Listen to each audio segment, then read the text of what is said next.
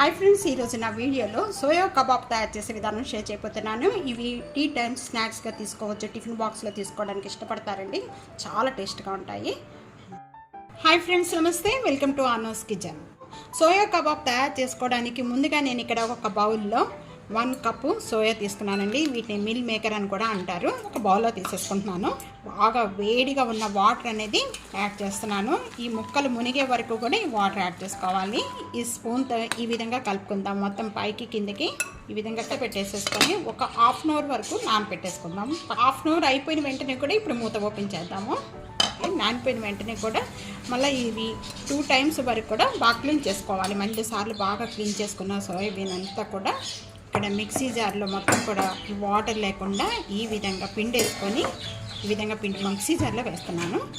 ఇక్కడ మనం వేడి వాటర్ పోసి నానబెట్టుకున్నాం కాబట్టి హాఫ్ అన్ అవర్ పడుతుందండి. అదే కనుక డైరెక్ట్గా చల్లటి వాటర్తో మనం నానబెట్టుకుంటే కనుక మీరు 2 అవర్స్ వరకు కూడా నానబెట్టుకోవాల్సి వస్తుంది. 6 లేక 7 వెల్లుల్లిపాయ రెబ్బలు యాడ్ చేసుకోవాలి. అల్లం ముక్కలు, 2 పచ్చిమిర్చి ఈ విధంగా మధ్యగా కట్ చేసేసి వేస్తాం. ఇవన్నీ కూడా యాడ్ చేసిన వెంటనే కూడా ఆఫీ మిక్సీ జార్ పట్టుకోవాలండి. డైరెక్ట్గా కంటిన్యూగా అనేది మిక్సీ జార్ పట్టుకోవద్దు. ఈ విధంగా మెత్తగా చేసుకున్నంతా కూడా ఒక బౌల్లోకి తీసేసుకుంటున్నాను.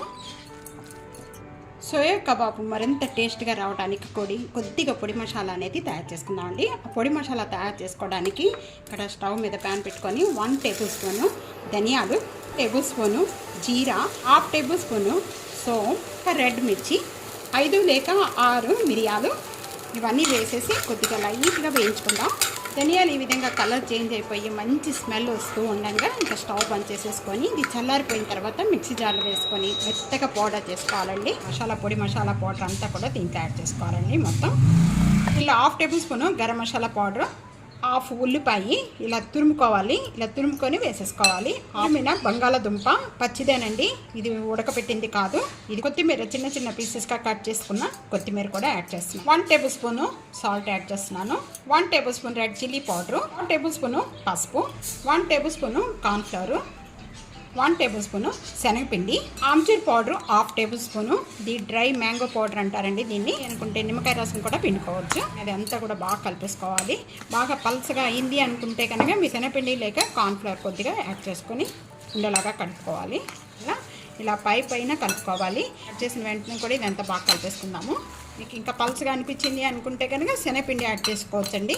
మొత్తం బాగా మందంగా లేకుండా బాగా పల్చగా లేకుండా ఈ విధంగా అన్నీ కూడా అరేంజ్మెంట్ చేసేసుకొని ఇంకా డీప్ ఫ్రై కావాల్సినంత ఆయిల్ తీసుకొని గోల్డెన్ కలర్ వచ్చిన వెంటనే కూడా ఈ విధంగా స్లోగా టర్న్ తిప్పుకోవాలి. 2 సైడ్స్ కూడా అదే కలర్ వచ్చే వరకు కూడా వేయించుకుంటే చాలా టేస్ట్గా ఉంటాయి. ఇవన్నీ వేయించుకునేటప్పుడు మీడియం ఫ్లేమ్లో పెట్టుకొని వేయించుకోవాలండి.